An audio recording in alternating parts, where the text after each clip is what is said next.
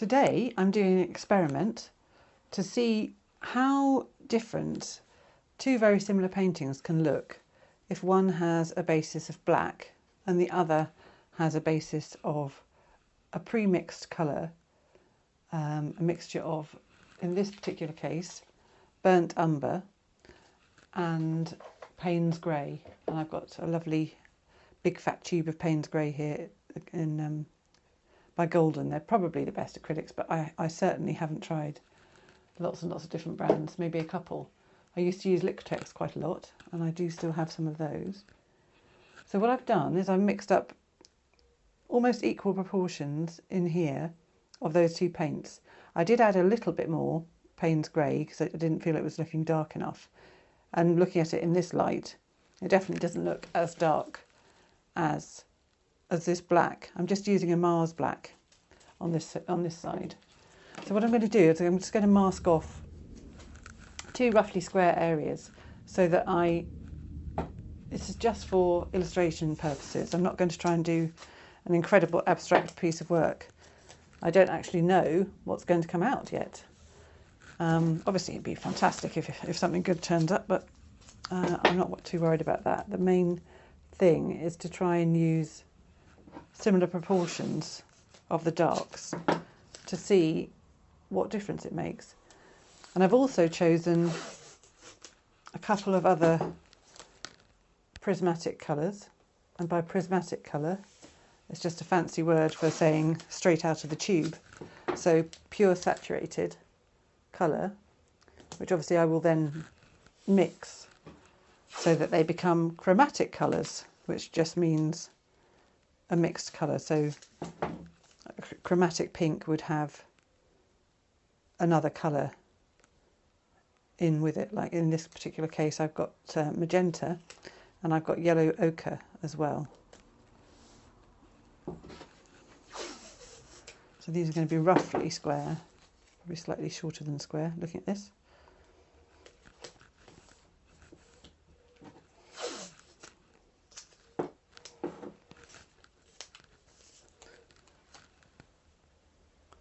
But as part of the course that I'm going to be doing, I will of course have all this colour terminology written out so people can download it, and it's nice and easy to understand. It's not very complicated, but it sounds more complicated than it is, I have discovered. Right, that's good enough for a starting point.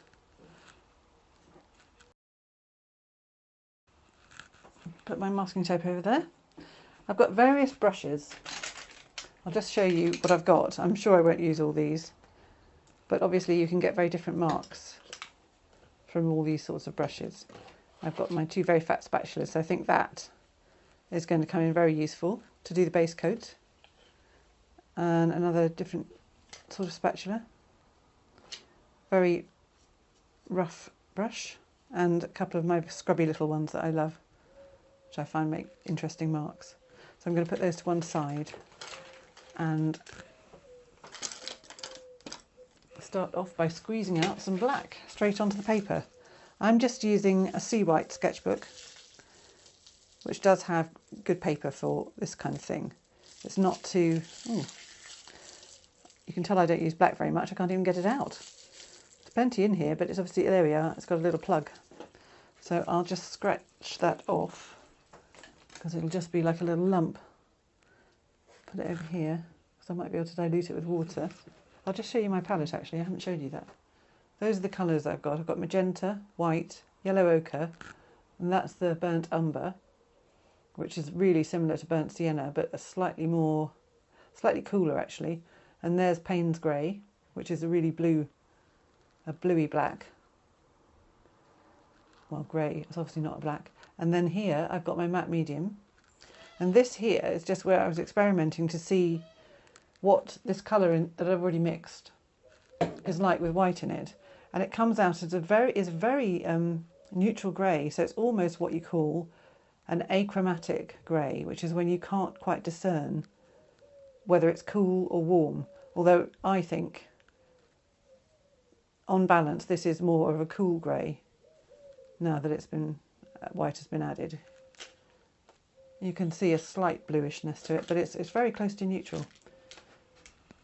Right, I better move this before it dries like a big lump. So I'm just going to take this largest spatula and have fun. I do love the marks this makes. I'm going to go over the masking tape so I get right to the edge. There's a lot of paint on here, so it won't run out, I don't think. But I've got nothing in this mixture except pure paint. There's no medium, although I could add some to make it flow more easily. I want to aim for a really rich, deep black. And of course I'm going to be adding all of the colours that that are on the tray as well to this as part of a composition.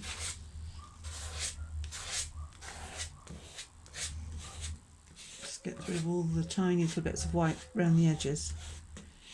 And there we are. So at the moment this isn't looking pure black because some of the white paper is still coming through. So I'll let that dry once I've got rid of the white bits. And then I'll give it another coat if I need to. I've still got plenty left, so I'm going to put that on my tray and make sure I keep it well away from the other mixture as well. So I've got my handy wet wipe here to remove it because I'm going to use the same spatula to put down a dark coat on the other side. I want to get all remnants of the black off, otherwise the experiment's pretty pointless.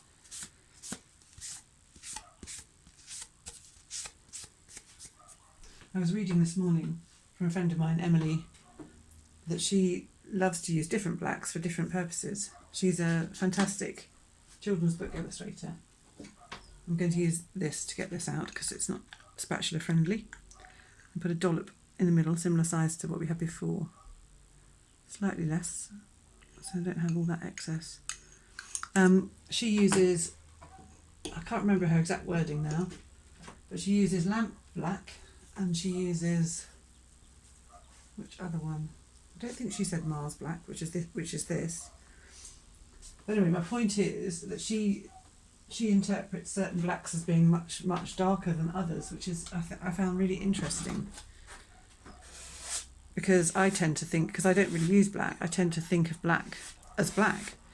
But obviously there are subtleties, you know, there's blue blacks and brown blacks, even in paint that just says black on it. So that's very obvious from her comment on one of my Instagram posts that there are subtle differences within all these different sorts of black. They've all got titles, but they don't, unless you experience them and you've used them, you won't know. I personally am not prepared to go buy all the different blacks to experiment, but if you know, although I do love this, you see, I definitely prefer the look of this, which is probably not obvious on the film. I don't know. We'll see. But what I'll have to do is take some photographs and make sure I upload them. Some clear photographs in good light so that you can see. But as I was saying, yes, the different sorts of black. I mean, if you were interested in experimenting, maybe I will give in and buy some small tubes of black acrylic in all the different shades of black just to see how different they are. But at the same time, I'm perfectly aware that, again, you can probably mix your own. You know, you could have Mars black like this and just add burnt sienna or some phthalo blue and mix it before you even put it onto your canvas to create your own versions of blacks.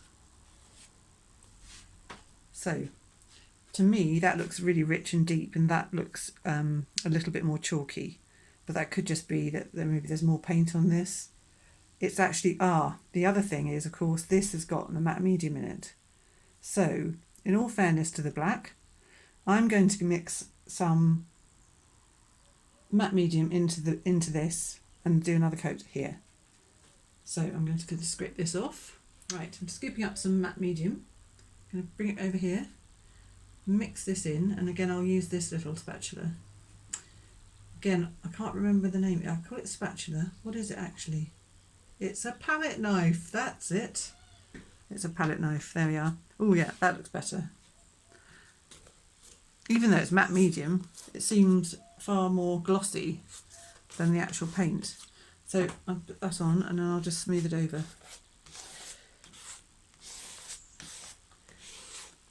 It'll be exciting to take the tape off at the end.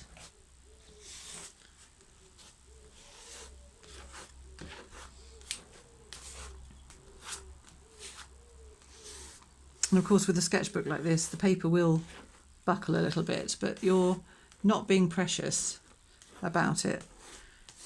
And you can always, if you end up doing something in your sketchbook that you really love and you want to frame, all is not lost. You just need to take the page out and weight it under a few books for a few days, and it will flatten enough that you can frame it under glass. It'll be absolutely fine. All works on paper. If you're a beginner and you're not sure about this, all works on paper really need to be framed under glass. Otherwise they're just going to get too affected by dust and the elements really. But anything else, anything done on wood or canvas, certainly doesn't need to be glazed. Right, that will do, and I will just go away for 5 minutes and let it dry before I do any more. While the paint is drying on the background, I'm going to mix some colours. I started to do it while it was drying, and then I thought it's better to show you because I might forget exactly what the combinations are. The first colour I mixed up was this grey, as you know, you saw that earlier, and then I took some of the magenta and a little bit of white and just mixed that, which is what you would expect, a sort of standard paler pink. Then I took some of that colour and a little bit of this colour, you can see where the remnant of pink is, there, that's where I touched it, and mixed this unusual violety grey colour. And you can see already, looking at that, how beautiful, to me at least, that yellow ochre, the pure chromatic colour, looks with this. So I'm really curious to see what happens when I mix some of this with that and some of this with this. So as I've got this on my brush, I put some here. I'm just going to grab a little tiny bit off the side. It's already drying a bit actually, because this one was quite a stiff paint because I don't use yellow ochre very often. And yeah, that makes a really warm. Actually, I was going to say I can't. I get too excited. That makes a really warm colour, but at the moment, because it's on this, which is a sort of fairly neutral baking parchment colour, but it's not white, it's hard to tell exactly what colour it is.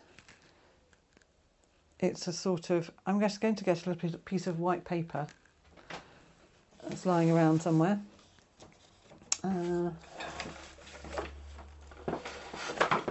And some of my notes. Just put it on there to see what it's like in isolation. Certainly a warm colour. It's not a colour that I like that much, I have to be honest. It's like a murky pinky browny red. But it could be really interesting with some of the other colours. Anyway, we'll see. I don't have to use that one. I certainly want to do something with the ochre. Now, there's the yellow ochre with a little bit of water in it. I can put it over here. I love it with this. But this is such a pure colour, you'd probably only want to use it sparingly. I'm going to add a little of the burnt umber to it. See what that does.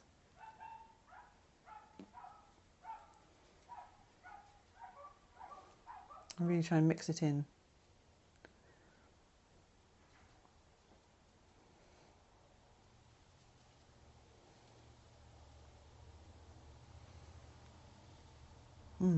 That's a nice rich colour. And I want to make a lighter version of it, so I'll take that down here, lift some of this. You know, the possibilities are actually endless, you can see that. This is where you really, it would be good to invest in, you know, 2 or 3 of these trays. Not this particular one, but a tray that you can hold wet kitchen roll and then your baking parchment. You can get stay wet palettes, but obviously that's more expensive. And you can get different sizes of palette too. That's a lovely neutral colour actually, I like that. I'm still keen on this pure yellow, but I'm just rubbing a little of this into that so it takes the brightness off slightly. It makes it lighter, but not so saturated. So you desaturate colour by adding either white to it, or in traditional terms, black, or in this case, some of this, any addition of a dark really, or a light, other colour will desaturate. If you used a chromatic colour, a pure colour, with a pure colour, you're not desaturating it, you're just making it either the value of it, i.e. the tone of it, darker or lighter.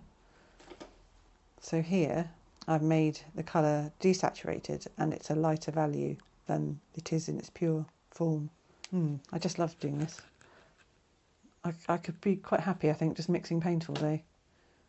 The feeling of the brush in the paint and the way it oozes underneath is really delightful. So let's take a little bit of white, a little bit of pink, and that's a really cool light pink. To make it a little tiny bit warmer, I'm going to add some of this, maybe even a little bit of this. Those two colours together look lovely actually, with that pale pink and that, what I said was a kind of neutral. Where's my little bit of paper? Here it is. Let's have a look and see what that's like. Yeah, they're very harmonious, but they look lovely on this neutral. I prefer them on this parchment, strangely. Its colour is so relative, it really depends on the surface that they're painted on top of. And I'm going to be investigating all of that because I realised my mission on this earth is just discovery. That is it. Okay, now I will set up the sketchbook again. One colour I do want to mix up. I just want to take some pure magenta and I'll actually move that, put it down here, pure magenta with some of the ochre, because I think this is going to be a lovely rich red.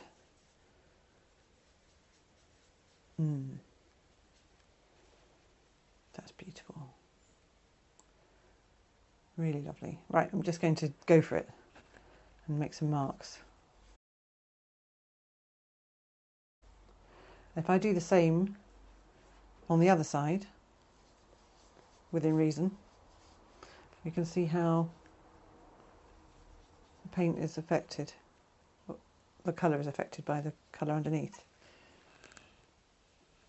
It feels a little unfair here because I've got some of the yellow ochre that wasn't mixed in properly, so I'm just going to take a tiny bit there and go back over to the black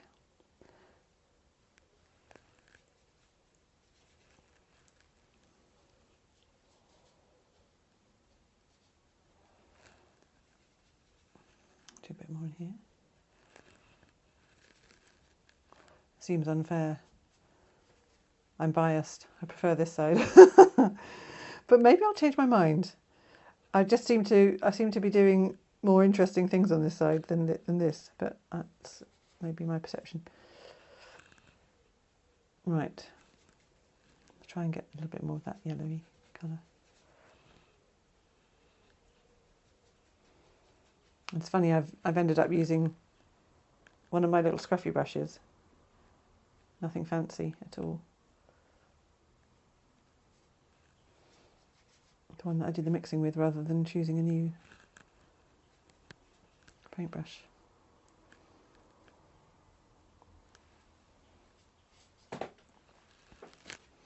Right, I'm going to deliberately change my brush. Make sure I'm recording still. I think so.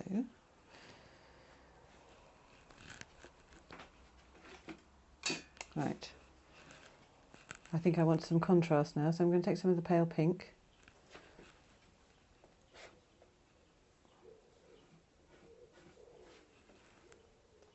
Ooh, that didn't work very well, did it? I'll hold it down instead.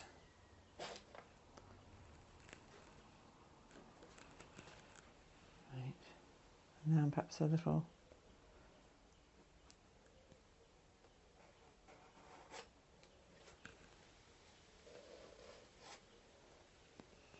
Now, what about some of the grey?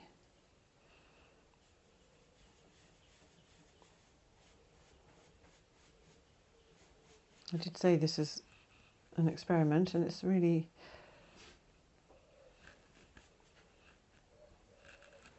I'm being rather tentative now. I'm not quite sure what to do next. I need more paint. Okay, radical changes needed. I'm not going to worry now about what I'm doing intellectually. I'm not going to think about it. This is just an experiment. And they can't possibly be exactly the same, these pieces of work. I love this mark and the texture that's come out of this brush. And now I need to respond to it and just keep going. So if you're going to do this at home, do the same. And the whole point of this is so that we become braver and less self-conscious about what we're doing. I'm going to take some saturated pink and mix it with a tiny bit of this colour, because I have only got a tiny bit of this colour at the moment, and a little bit of the pale pink underneath. So it's taken away some of the brightness.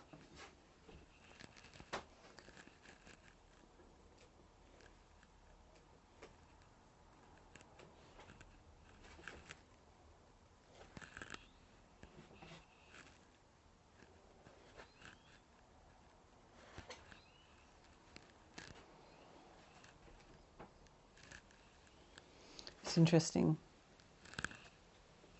There really isn't, so far, I don't feel there's a huge difference now that so much is covered up.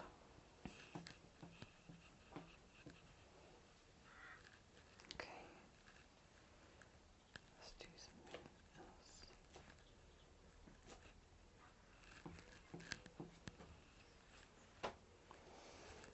I don't really like that. So I'm not going to do it over here, but I will put some other colours in here. I mean, not other colours, I'll use it in a different way. So what could I do with this? I could roll it.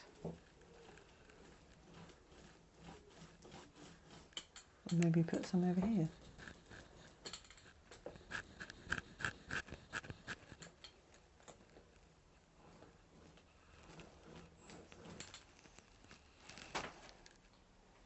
Right, I'd like to mix up some colours with Paynes Grey, because there isn't any in any of these, except for a little bit in this, which I haven't used on its own, have I? So if I come over here.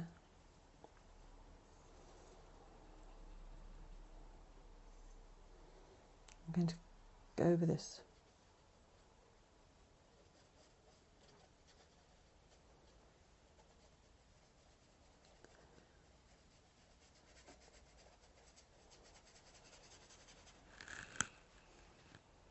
That's not a great example of painting for anybody that's new to painting. Going over that like that isn't really the done thing, but who cares? Right, see, that's mixing all of that in, so it's all wet.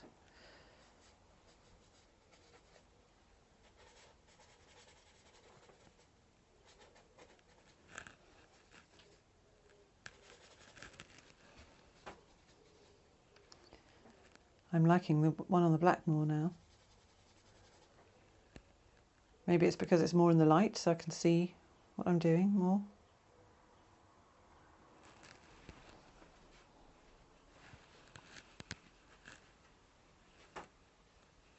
I know what would be interesting to do. Get one of my other brushes.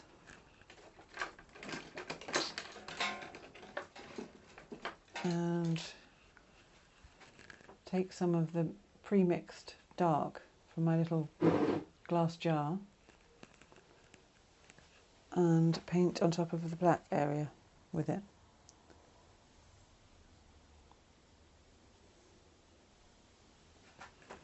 Because I've got some white in it now. Just want to see if, when it's all dry, it shows up as a subtle change or not. Because when you first put it on, it does. But I have a feeling that really it's so subtle that we shouldn't be hung up about black. If we are, I don't think all of you will be. I am slightly, because I do think if you use it too much and that it all shows, then the painting can look a bit almost like it's dirty or dead, but that may be something to do with the skill of the person using it rather than the colour itself. Because as one of you watching said to me,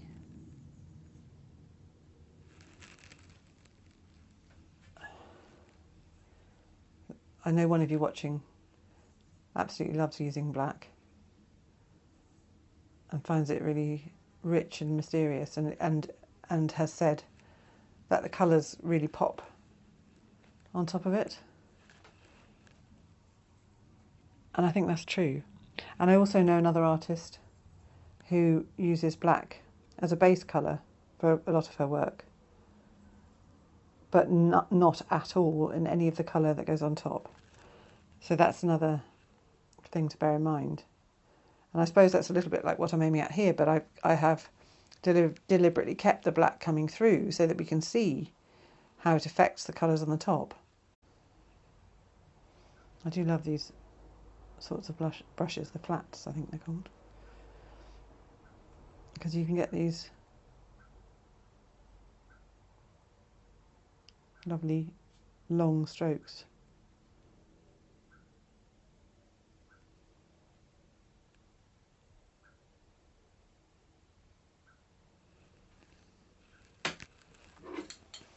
I'm just going to smoosh that over because there go my plans of trying to make this look the same on each side. It's not really possible.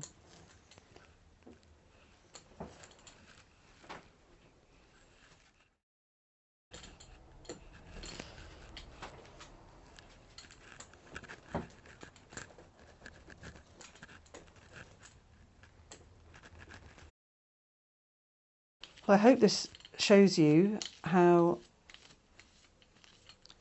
you have to kind of go through this pain barrier of making messy work, because this certainly isn't beautiful by any means. in order to learn. I haven't done a great composition at all. I might be able to improve it if I keep going. It's that thing of intuitively painting and then trying to make a decision in between as to where to go next. And abstract isn't easy. It does not come easily to me. It can, but I need more practice, and that's what we're here for. Well, we're here to do what we feel we want to do. I know plenty of you are not interested in abstract, and this is really much more about the colour. It should be more about the colour relationships. I'm getting some interesting textures though. I like that.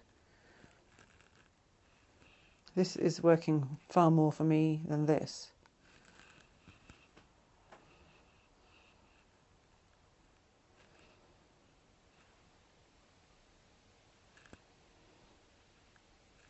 The other thing to think about is how you use your brush.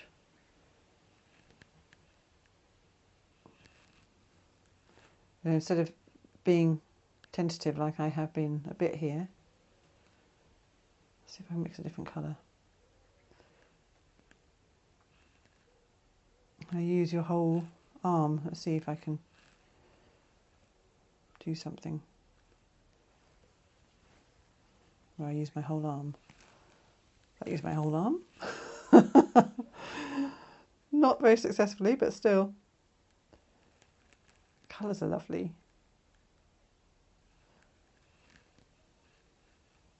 It's that thing as well, trying to resist this sort of thing that I just did then, which was a little fiddle. You know, make a mark and come off the paper. Whatever it is, whether you're doing something realistic, like you're doing a nose, let me do a nose, or whether you're doing something completely abstract.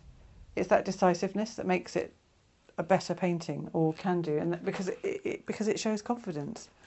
And obviously these paintings don't show confidence. There are confident areas,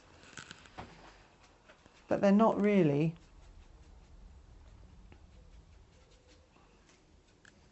good paintings at all. They are sketches, little experiments, and that's absolutely fine. That's what your sketchbook is for. But from a colour point of view, I've really enjoyed doing this, but the way it looks is not great, I have to say. But that's my judgment, you know. I don't want this to be a judgy space for us.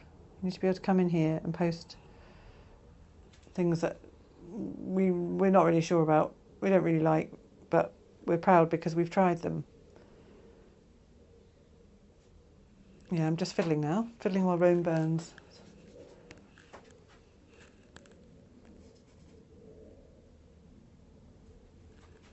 That red colour is lovely. Maybe just a thin line of it. Why is that line there? And that really, actually that, in this particular instance, it's annoying that I've gone right over the edge, but doesn't that line really come forward? It's floating in space over these other paler colours. And yet because we've got the black right behind it, it just gives it a feeling of space and depth anyway. But the fact that I've got a darker and yet semi-transparent colour, and because it's a warm colour as well, warm colours always come forward and dark, cool colours will recede. And already this lighter patch here already looks like it's floating. So now that I've got a darker but more saturated colour coming over the top, and it's very clearly not tethered to anything, and it's going off the page, it really jumps out. So that's something to think of when if you want to create something very abstract and you want to get depth in it, is to really play with the colour values like that. Now this one is a complete dog's dinner, I feel. But yeah, colours. I'm pleased with the colours. And I think I could create a lot more with just these colours. And that excites me, actually. And maybe that's what I'm going to go and do next. So as far as looking at black and this colour, for example, as a background, I don't think there's a huge amount of difference. What do you think? Let me know. If anything, this is stronger for this type of work, but it could just be that I have mucked around with this too much, because there are areas of clarity like that. And quite honestly, side by side, when most of it's covered over, you would think that was black. So I don't want anyone, including myself, to be hung up about black anymore. If you want to use it, use it. So there's a conclusion for you. I may or may not continue with it a bit more. Yes, actually, I really ought to carry on a bit more if I've got enough time left before my phone conks out. I'm going to alter this slightly by doing a big blob of my dark mix colour in the middle. So I'm going to find my narrowest spatula and take some of this with that little pink blob in it and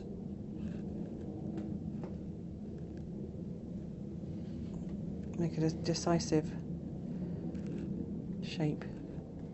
I've mixed up some more colour in it.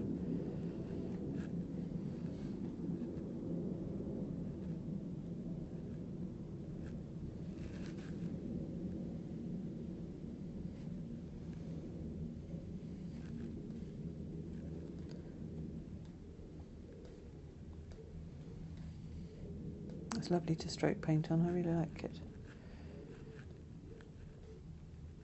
It's quite a soothing thing to do. And already that feels like it's calming the image down and making it a bit more sure of itself.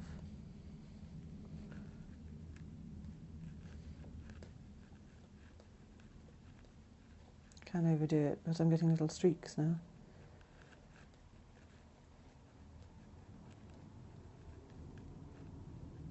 I need to stop and consider, I think. Yeah, still, I want to get that. There we are. Really want to eliminate those woolly vertical streaks as much as I can and make that solid.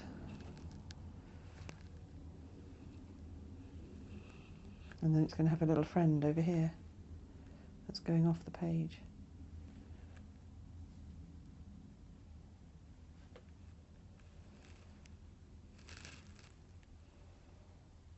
It's a bit of a strange... Right, I'm just going to scratch through.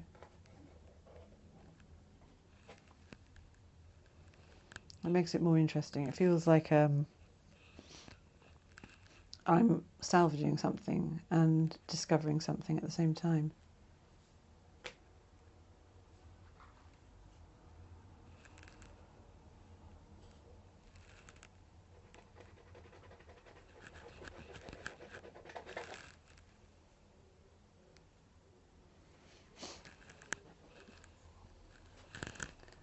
Right, now I've done that there, I want a small section of pure black over here.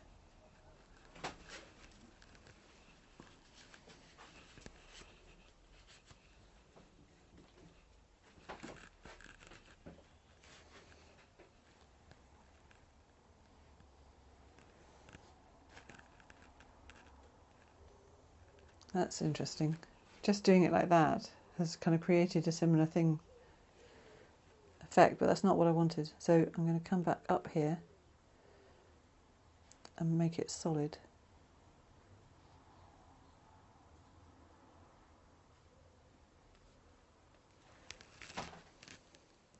That now is the same size as this.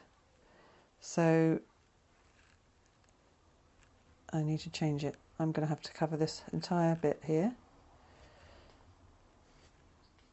Come down. cover over some of the lovely things. But this is just a sketchbook. It's not a piece of art I'm intending to display anywhere.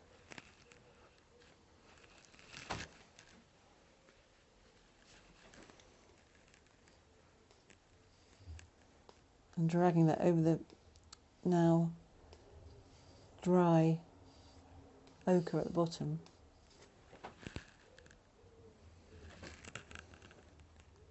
The ridges obviously pick up the black.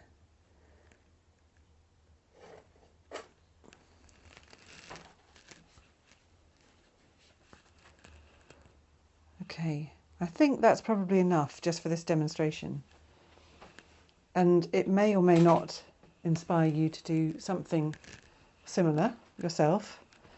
But what I've loved is exploring the colours. You know, this is a really limited colour palette, and there are so many different colours in this. Obviously no green, but that doesn't matter. If you want green, if you're particularly attached to green, don't know why I even said that, then you can use different colours. You could use phthalo blue, perhaps, and cadmium yellow as your two colours, your two saturated colours. I chose magenta and yellow ochre. Other than that, all I've got is my colours that I mixed up this with. So my Paynes Grey and my burnt umber, and black obviously for this one. But what I didn't do is I didn't mix black in with any of the colours, any of the saturated colours. So that could be the next step. In fact, yes, that is what I should do next before I say goodbye completely. And scooping up a little bit of magenta and just seeing what happens if I use that. Look at that colour, that's lovely.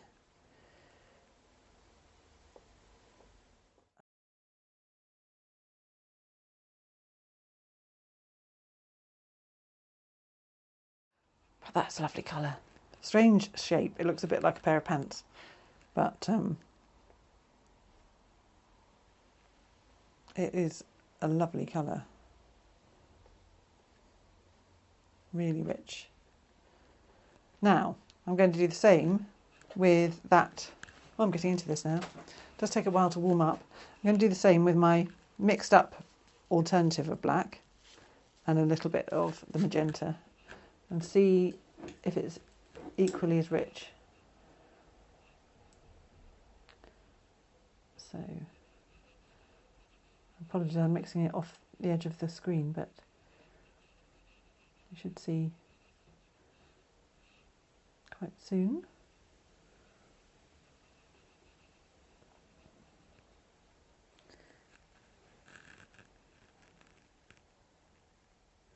It's just softer, isn't it?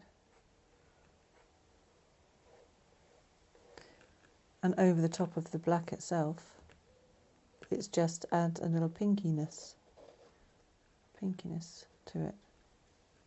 It's still a lovely colour, but it is just softer.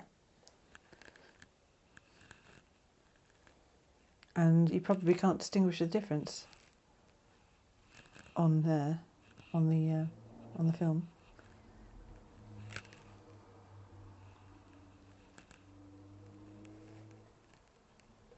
I've got it on the edge now. It's really not very well mixed, which is why you've got this bright pink coming through. Palette knives are really fun. Do you know, I don't think I painted one with one at all until about a year and a half ago. I'd never used one, and I painted about a year ago. I painted an entire picture just using one of these and or a couple of different sorts, and these spatulas as well.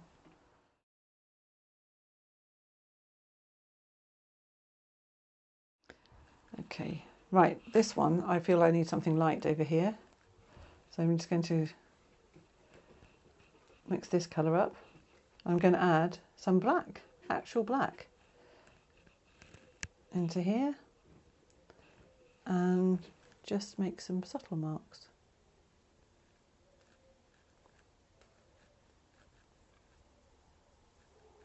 into the paint. And it's not quite dry yet either. So you could probably do something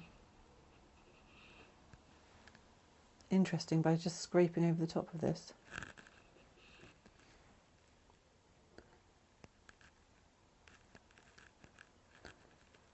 I'm taking paint off, I think, as much as I am putting it on. That's quite nice.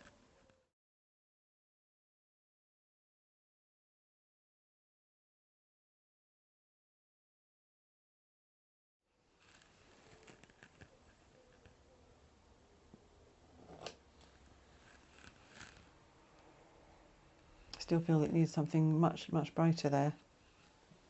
Of course, don't forget your fingers.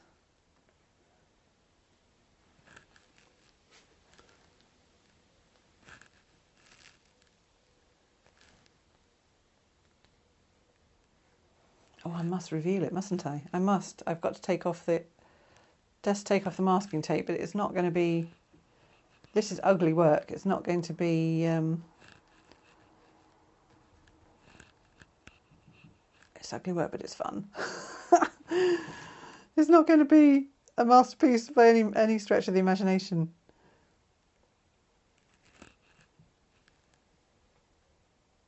When I take the tape off, and use the back of my nail for there. It is fun though.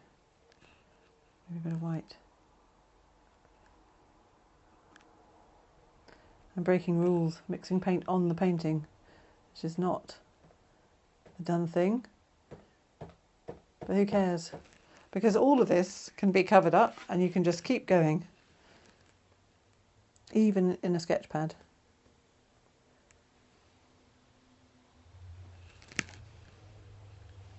Pushing it too far.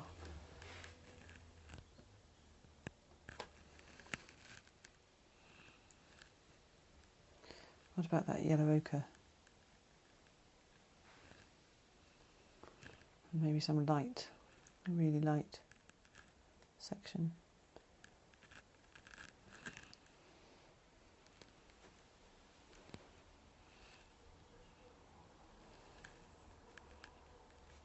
It's getting very, very busy now. I think I'll stop.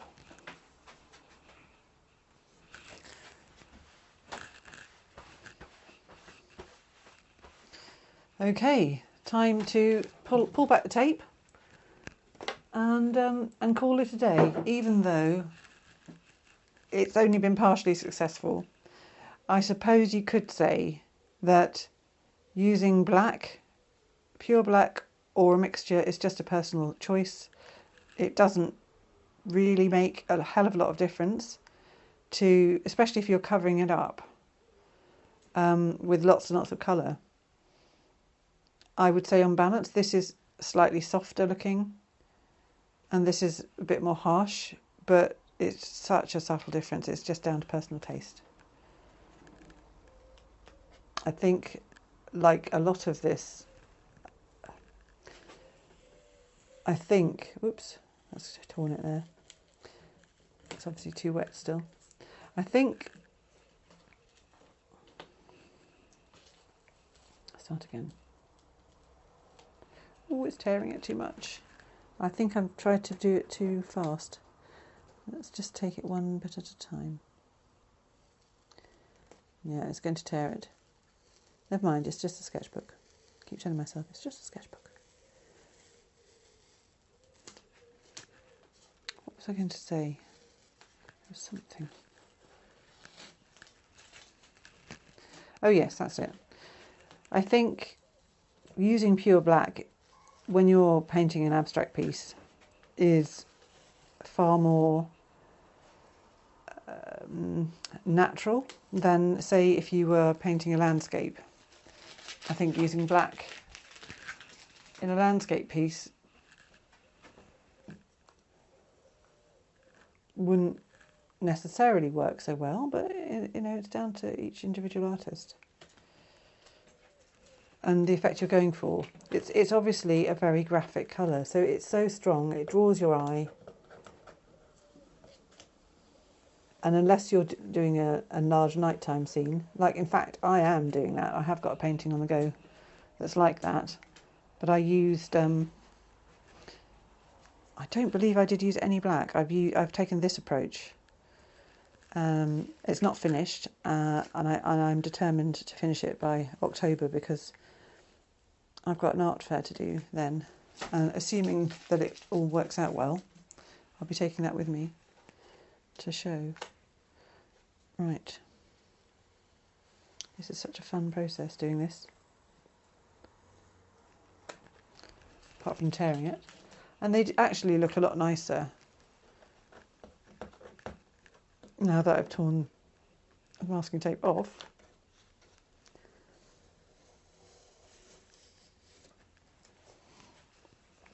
And also quite interesting because of the bits that have gone over the masking tape. So I'm strangely pleased by that. There. Now imagine if you had a whole sketchbook full of these sort of experiments. You would learn so much, and it really inspires me to continue like this myself. These are the sketchbooks that I use normally, which are also 140 grams per square metre. And they are, I mean, I've even created work in a sketchbook like that I've sold. So it is thick enough to do this kind of experiment. Obviously, you're going to have to be very careful with your masking tape. I wasn't. There we are. So there's my experiment. And can you tell which one had the real black if you didn't know from watching this? You'd have to look really carefully, wouldn't you? You really would. I'll give you a bit of a closer look. That's that one. And there's the other.